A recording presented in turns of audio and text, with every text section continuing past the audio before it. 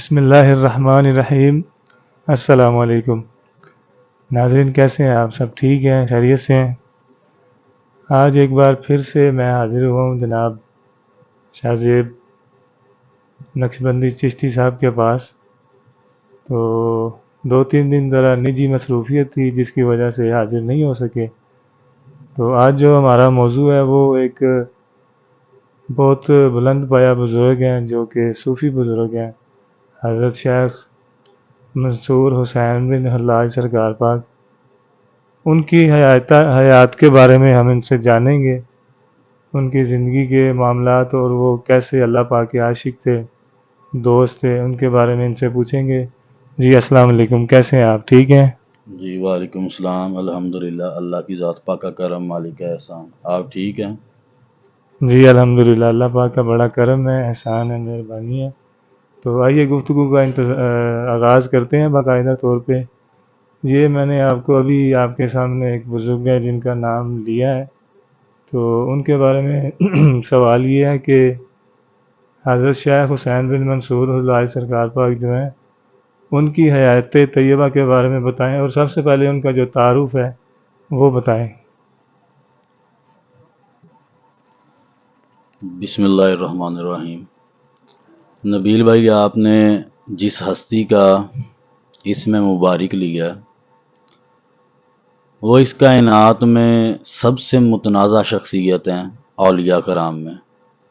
پہلی بات تو یہ۔ باقی آپ کا جو تعارف ہے، آپ کسی بھی تعارف کے محتاج نہیں۔ جو تعارف ایک لفظ ہے وہ آپ کی ذات سے جڑ کر خود کو زینت والا سمجھتا ہے۔ حضرت الشیخ حسین ابن منصور حلاج رضی اللہ تعالی عنہ سرکار پاک، آپ کا جو اسم مبارک ہے وہ حسین ہے، مگر آپ کو شہرت دوام جو ہے وہ اپنے والد صاحب منصور جو آپ کے والد ہیں ان کے اسم سے جو ہے وہ شہرت دوام حاصل ہوئی۔ اس طرح آپ کا مکمل جو اسم گرامی ہے وہ ہے حضرت الشیخ حسین ابن المنصور الحلاج رضی اللہ تعالی عنہ سرکار پر۔ یہ آپ کی شخصیت کا تعارف ہے، آپ کے اسم مبارک کا۔ جی آپ نے بڑے اچھے طریقے سے ساری وضاحت کی ہے نام کی، جو مجھ سے 1-2 غلطی ہوئی ہے۔ اور دوسرا سوال یہ ہے کہ آپ جو جن بزرگوں کا نام مبارک لے رہے ہیں ان کے زندگی میں کیا معاملہ تھے؟ ان کا جو صوفیزم کا آغاز ہے وہ کیسے شروع ہوا؟ ابتدا کہاں سے ہوئی؟ کیا معاملات تھے؟ یہ بھی بتائیں۔ کچھ روایات میں ہے کہ آپ کا جو ہے صوفیزم سے یہ جتنا بھی تصوف سے ریلیٹڈ معاملات ہیں وہ 7 برس کی عمر مبارک میں جو ہے نا وہ آپ نے تصوف جوائن کیا، اور کچھ روایات میں ہے کہ 11 برس کی عمر میں آپ نے اس چیز میں جو ہے وہ آپ داخل ہوئے ہیں۔ اب بات یہ ہے کہ برصغیر پاک و ہند میں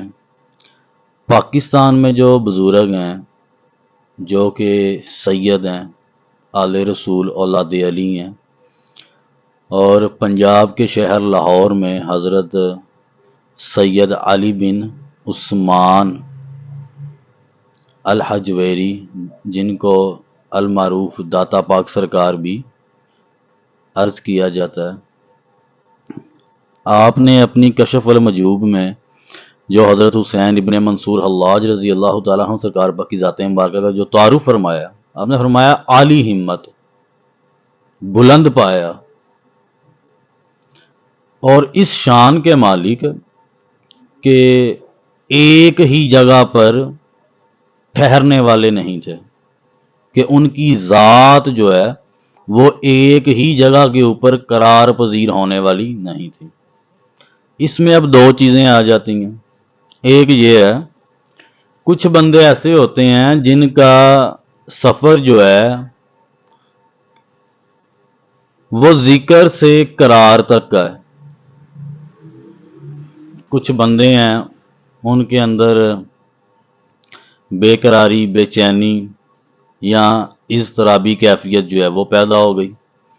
انہوں نے اللہ کی ذات کا ذکر شروع کیا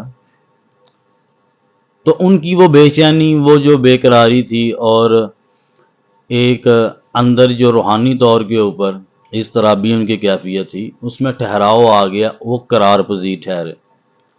کچھ بندوں کا سفر یاد سے ذکر تک ہے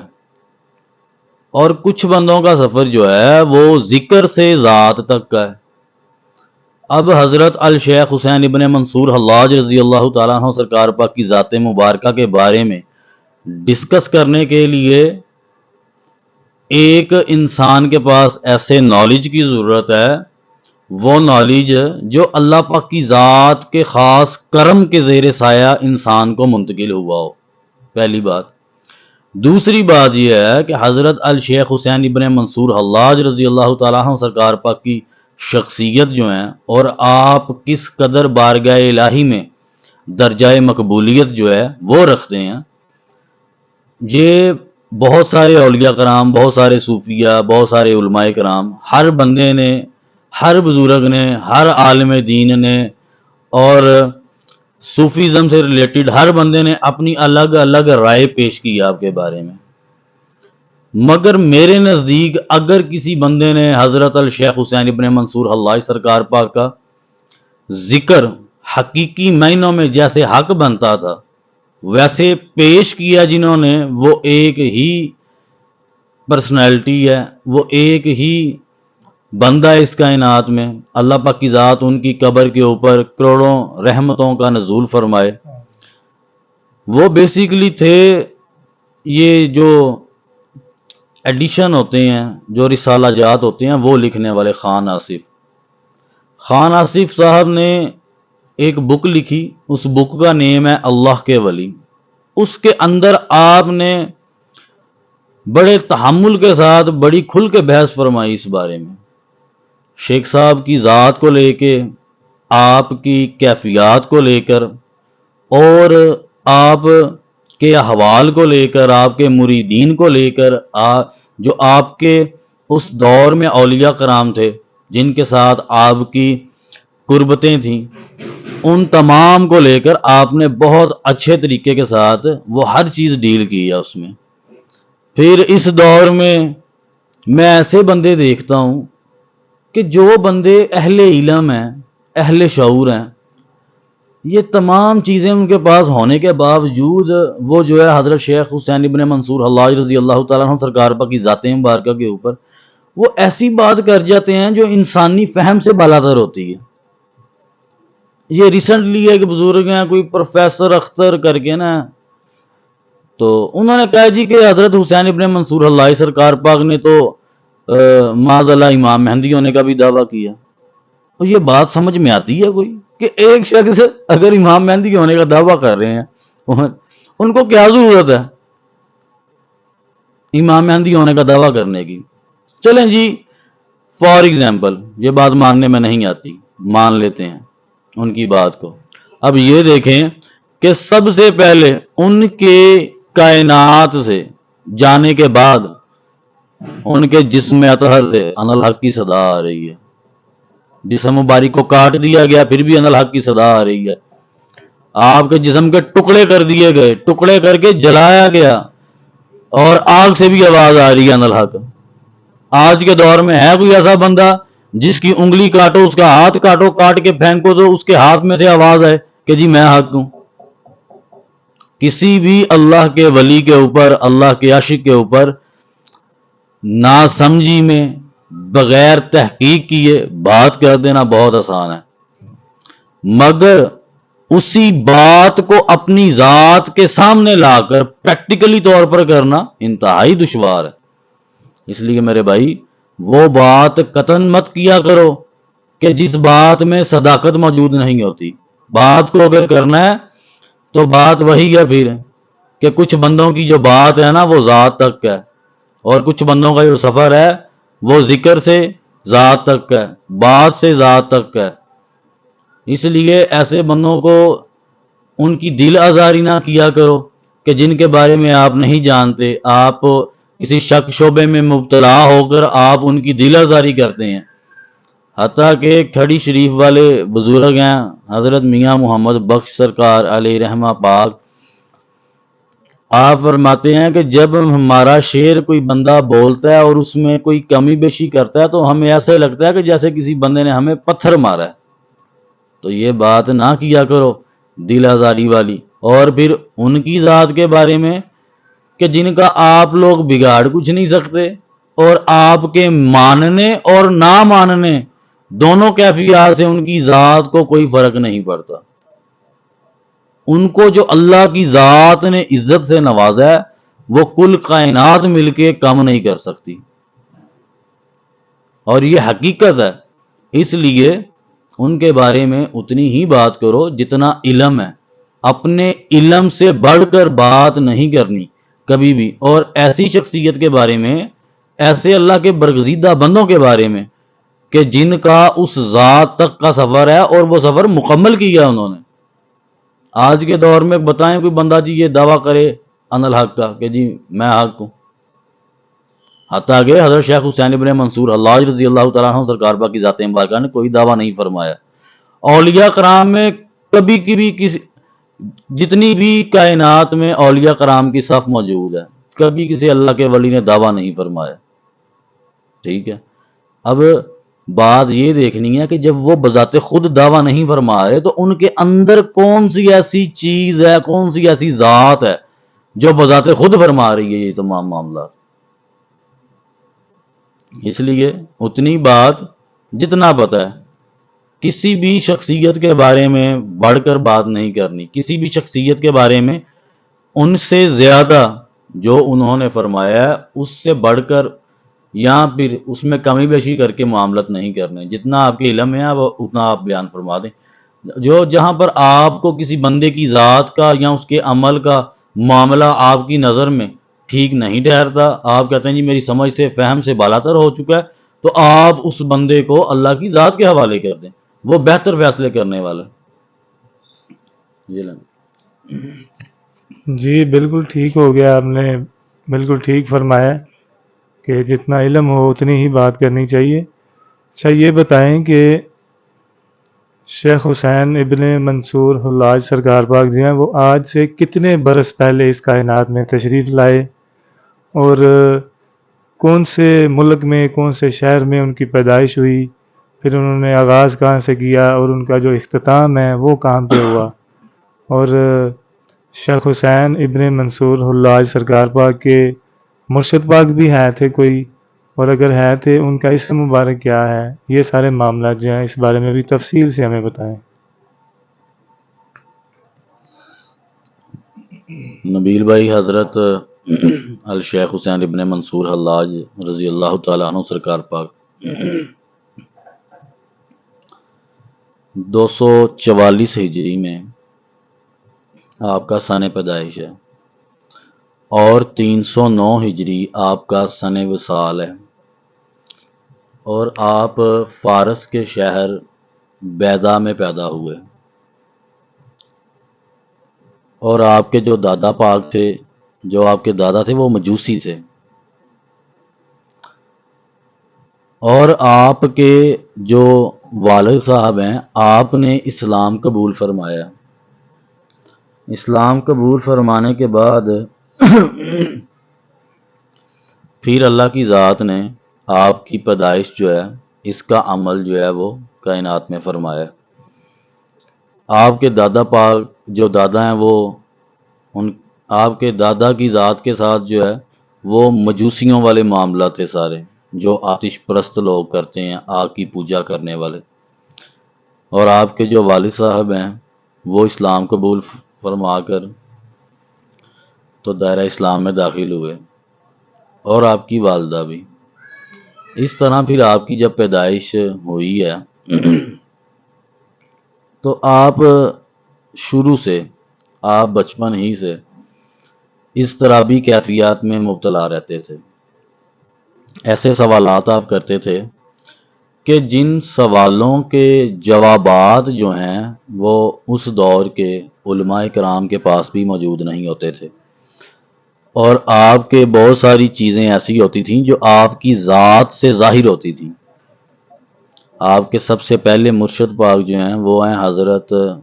سہل بن عبداللہ تستری سرکار رحمۃ اللہ تعالیٰ علیہ، بہت بلند پایا بزرگ گزرے آپ نے اپنی ابتدائی تعلیم اور تصوف کا آغاز جو ہے وہ حضرت سہل بن عبداللہ تستری سرکار رحمۃ اللہ علیہ کی بارگاہ سے جو ہے وہ شروع کیا۔ اس کے بعد آپ 2 سال کے بعد آپ حضرت عمر بن عثمان مکی رحمۃ اللہ تعالیٰ علیہ ان کے حلقہ ارادت میں جا کر تو آپ شامل ہو گئے۔ اب حضرت عمر بن عثمان مکی رحمۃ اللہ علیہ جو ہیں یہ سلسلہ جنیدیہ کے جو ہیں وہ بزرگ ہیں، اور آپ کے جو پیر و مرشد تھے وہ حضرت جنید بغدادی سرکار رحمۃ اللہ تعالیٰ علیہ تھے۔ حضرت شیخ حسین ابن منصور حلاج رضی اللہ تعالیٰ عنہ سرکار پاک حضرت عمر بن عثمان مکی رحمۃ اللہ علیہ کے پاس جو ہے وہ 4-5 روایات میں آتا ہے کہ 3 سے 5 برس کے درمیان کا عرصہ جو ہے اتنے عرصے موجود رہے وہاں پر۔ ایک دن جو ہے وہ عمر بن عثمان المکی تصوف کے موضوع کے اوپر نا رسالہ تحریر فرما رہے تھے، تو وہ آپ بہت چھپا کر رکھتے تھے، اس میں بہت راز و نیاز تھے۔ ایک دن وہ نا گم ہو جاتا ہے، تو جب گم ہو جاتا ہے تو اس کے بعد آپ سب سے پوچھتے ہیں کہ وہ رسالہ کس نے لیا ہے، وہ کیا معاملات ہوئے ہیں، وہاں پر موجود نہیں ہے۔ تو کسی بندے نے اس بات میں جواب نہیں دیا، تو پھر آپ نے بددعا جو ہے نا وہ فرمائی کہ جس شخص نے یہ رسالہ چوری کیا اس شخص کو اس رسالے سے کوئی فائدہ نہیں ہوگا، مگر اس شخص کے دست و پا جو ہے وہ قطع کر دیے جائیں گے، اور ان کی جو گردن ہے وہ دھڑ سے جدا کر دی جائے گی، اور پھر ان کے ٹکڑے کر دیے جائیں گے، اور ٹکڑے کرنے کے بعد ان کو جلا دیا جائے گا، اور اس بندے کی جو راکھ ہے وہ دریائے دجلہ میں بہا دی جائے گی۔ اسلام میں اگر دیکھا جائے تو جانور کو مارنے کا بھی جو حکم ہے وہ یہ ہے کہ ایک ہی وار سے جانور کی گردن قلم کر دو۔ ایک ہی وار سے اگر انسان ہے اس نے کوئی قتل کر دیا تو ایک ہی وار سے اس کی گردن اڑا دو تاکہ اسے تکلیف نہ ہو۔ پھر یہ تمام معاملات کہ آپ کی ذات کے بارے میں کہ پہلے دست و پا قطع کیے جائیں، پھر سولی پر چڑھایا جائے، پھر آپ کے گوشت کے جسم واری کے ٹکڑے کر دیے جائیں، پھر آگ لگائی جائے، اور دریائے دجلہ میں آپ کی راکھ کو جو ہے وہ بہا دیا جائے۔ یہ ایسے معاملات ہیں کہ جو روز ازل سے ان کی ودیت میں لکھے جا چکے تھے۔ کائنات میں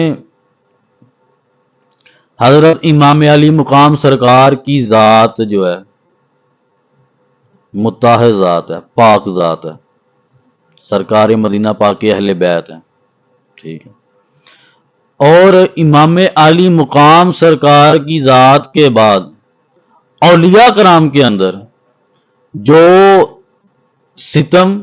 ظلم اور جبر حضرت حسین ابن منصور حلاج سرکار کے اوپر جو ڈھائے گئے ہیں، اور کسی ولی اللہ کے ساتھ یہ معاملات نہیں کیے گئے، اور قیامت تک کسی کے ساتھ ہوگے بھی نہیں۔ اس کی وجہ ہے کہ اللہ کی ذات نے قیامت تک ایسا کوئی پیدا بھی نہیں کرنا۔ یہ وہ لوگ ہیں جن کا چناؤ ہو جاتا ہے، اور وہ اللہ کی خاص منشا کے تحت، اللہ کی خاص رضا کے تحت وہ ہستیاں اس کائنات میں بھیجی جاتی ہیں کہ جاؤ جا کر تو میرا کام کرو۔ آج کل کے دور میں لوگوں کو لنگر سے فرصت نہیں ہے، تو وہ اللہ کی ذات کے قریب ہونا اور وہ اللہ کی ذات کے لیے اپنی جان کا نذرانہ پیش کرنا اور اپنی ہر چیز پیش کرنا یہ بہت مشکل ہے۔ آپ نے ابتدائی جو تعلیم ہے وہ حضرت سہل بن عبداللہ تستری سرکار رحمۃ اللہ علیہ کی بارگاہ سے حاصل کی، پھر عمر بن عثمان المکی سرکار کی خدمت میں بھی آپ جو ہے وہ موجود رہے۔ جب آپ کو وہاں سے یہ بددعا والا معاملہ ہوا تو آپ وہاں سے مرشد کی اجازت کے بغیر آپ جنید بغدادی سرکار رحمۃ اللہ علیہ کے حلقہ ارادت میں جا کر تو شامل ہو گئے۔ وہاں پر آپ مختلف قسم کے نا سوالات کرتے تھے آپ حضرت جنید بغدادی سرکار رحمۃ اللہ علیہ کی ذات مبارکہ سے۔ حضرت جنید بغدادی سرکار فرماتے تھے کہ اے حسین ابن منصور حلاج، اس تصوف کے راستے میں استقامت جو ہے اور صبر جو ہے یہ شرط اول ہے، یہ پہلی شرط ہے صبر۔ اور آپ فرماتے تھے کہ مرشد میں تو صبر کر جاؤں مگر کوئی ایسی کیفیات ہمارے اندر موجود ہیں جو ہمیں صبر نہیں کرنے دیتی۔ تو آپ کو باقاعدہ طور کے اوپر پھر آپ کے مرشد پاک جو ہیں وہ حج کے اوپر بھجوا دیا کرتے تھے کہ اس دور میں پیدل حج ہوتے تھے، کہیں جائیں چلے 4-6 ماہ لگ جائیں گے حج کے اوپر جاتے ہوئے، اور ان کی کیفیت جو ہے وہ بھی قرار پذیر ٹھہر جائے گی۔ مگر جب آپ حج کر کے تو آپ واپس تشریف لاتے تو آپ پہلے سے زیادہ مضطرب ہو جاتے تھے۔ اب یہاں پر بات یہ سمجھنے والی ہے کہ بندے تو بہت اللہ اللہ اللہ کرتے ہیں، بندوں نے مرشد بھی پکڑے ہوئے ہیں، مگر اب بندوں کے اندر یہ کیفیات کا وارد ہونا یہ کیسے عمل میں آئی؟ یہ چیز، یہ کیفیات کا آنا انسان کی ذات کے اوپر اور ظاہر ہونا یہ اخلاص کے اوپر مبنی ہے۔ جس شخص نے اخلاص اختیار فرمایا ہے، جس شخص نے اخلاص سے کوئی بھی عمل کیا، اللہ پاک کی ذات نے اس شخص کو اس کی توقعات سے زیادہ اس کو نوازا ہے۔ اب کائنات میں حضرت خواجہ معین الدین چشتی اجمیری رحمۃ اللہ علیہ ایک ہی بزرگ ہے، سید علی بن عثمان الحجویری سرکار المعروف داتا پاک حضور رحمۃ اللہ تعالیٰ علیہ ایک ہی بزرگ ہیں۔ اسی طرح بہاؤالدین ذکریہ ملتانی ایک ہیں،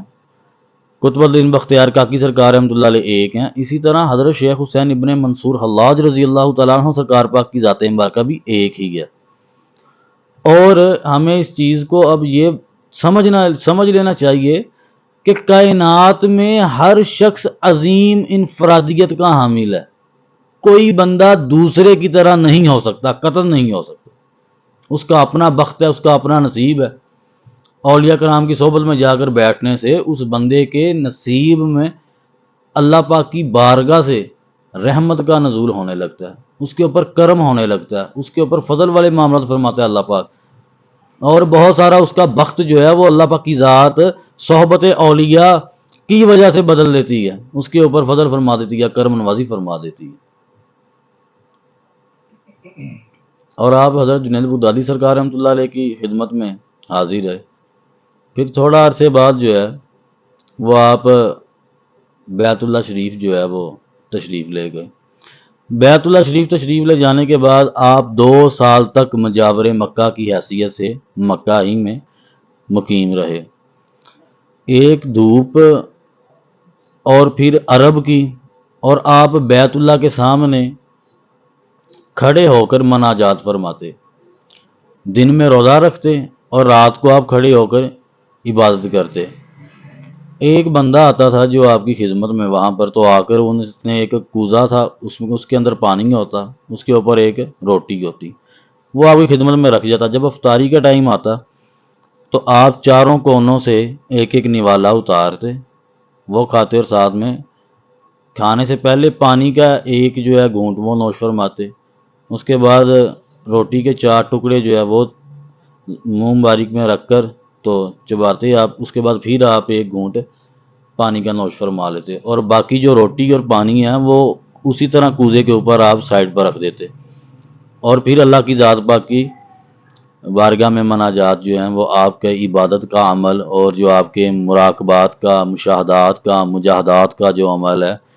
وہ دوبارہ سے شروع ہو جاتا۔ اس طرح سے آپ نے اپنی زندگی کے 2 برس وہاں پر گزارے، اور آپ کے جسم مبارک کا یہ حال تھا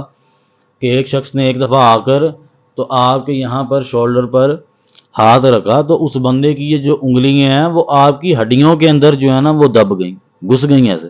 تو اس بندے نے کہا کہ حضور یہ کیا حال ہے؟ آپ نے فرمایا کہ دھوپ کی وجہ سے جو ہے ہماری کھال پھٹ گئی ہے اور ہڈیوں کا گودا بن چکا ہے، اور جب ہماری ہڈیوں کا گودا بن گیا تو اس لیے تم نے ہاتھ رکھا، تو یہ ہاتھ جو ہے ہماری جو ہڈیاں ہیں اس کے اندر چلا گیا۔ اب ان کی عبادت، ان کی ریاضت کا یہ عمل ہے،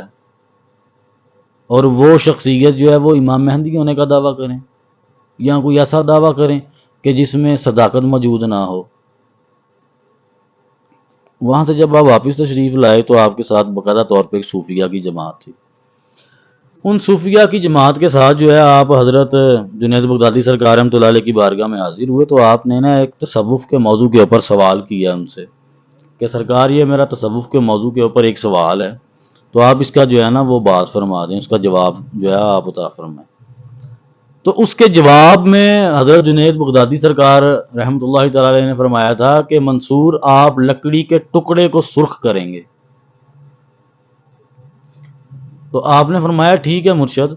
جب ہم لکڑی کے ٹکڑے کو سرخ کریں گے اس وقت آپ علماء ظاہری کا لباس جو ہے وہ زیبتن فرما لیں گے۔ مرشد کی رسائی ہے اگر تو مرید کی بھی رسائی ہے۔ مرشد اگر یہ جانتے ہیں کہ مرید کے ساتھ یہ معاملہ ہونے والا ہے تو مرید بھی یہ جانتا ہے کہ مرشد کی ذات یہ کرنے والے ہیں۔ یہ اخلاص پر مبنی ہے یہ ہر چیز۔ اور حضرت شیخ حسین ابن منصور خلائی رضی اللہ تعالیٰ عنہ سرکار پاک جس بھی علاقے میں جاتے، آپ نے بہت سفر کیا، پیدل سفر آپ نے بہت کیا، جس بھی علاقے میں جاتے آپ کے مخالفین جو ہیں وہ پیچھے سے خط لکھ دیتے اس دور کے بادشاہ کو یا کسی اور ایسے بندے کو کہ جی یہ معاذ اللہ ثم معاذ اللہ یہ جادوگر ہیں، یہ فلاں ہیں، ایسے ہے ویسے ہے، تو آپ ان کو یہاں پر رہنے نہ دیں۔ تو اس طرح آپ نے زیادہ جو اپنی زندگی کا سفر ہے، وہ جو اپنی زندگی کا زیادہ لمحات ہیں آپ کی زندگی کے، وہ آپ نے سفر میں گزارے ہیں۔ وہ آپ نے ایک جگہ قیام پذیر نہیں آپ رہے۔ آپ کبھی عراق میں، کبھی عرب میں،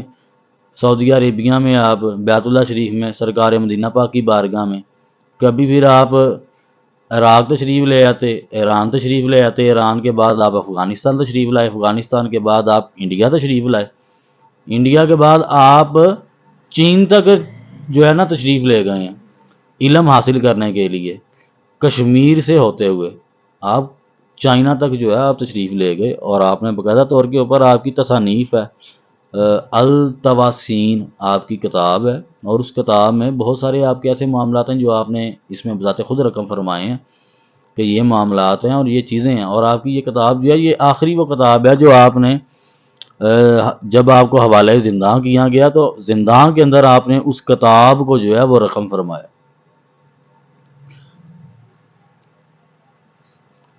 جی بہت شکریہ شاہزیب بھائی۔ میں دعا کرتا ہوں کہ اللہ پاک کی ذات جو ہے مجھ سمیت تمام ناظرین کو اخلاص عطا فرمائے۔ اس کی وجہ یہ ہے کہ یہ جو تمام معاملات ہیں یہ سارے اخلاص پر مبنی ہیں۔ جتنا زیادہ اخلاص ہوگا اتنے زیادہ ہی معاملات کیے جائیں گے۔ اور اب میں اجازت چاہتا ہوں شاہزیب بھائی سے، اور ناظرین سے ایک ریکویسٹ بھی کرنی ہے، وہ یہ ہے کہ ہمارے چینل کو سبسکرائب کریں، ویڈیو کو لائک کریں، شیئر کریں، دوستوں کے ساتھ بھی شیئر کریں، تاکہ مزید بھی جو ہے وہ ہم آپ کی خدمت میں ایسی ویڈیوز دین کے حوالے سے پیش کرتے رہیں۔ اور اس ویڈیو کا جو پارٹ 2 ہے، دوسرا حصہ ہے، وہ انشاءاللہ ہم کل آپ کی خدمت میں پیش کریں گے۔ تب تک کے لیے اجازت چاہتے ہیں۔ السلام علیکم، اللہ حافظ۔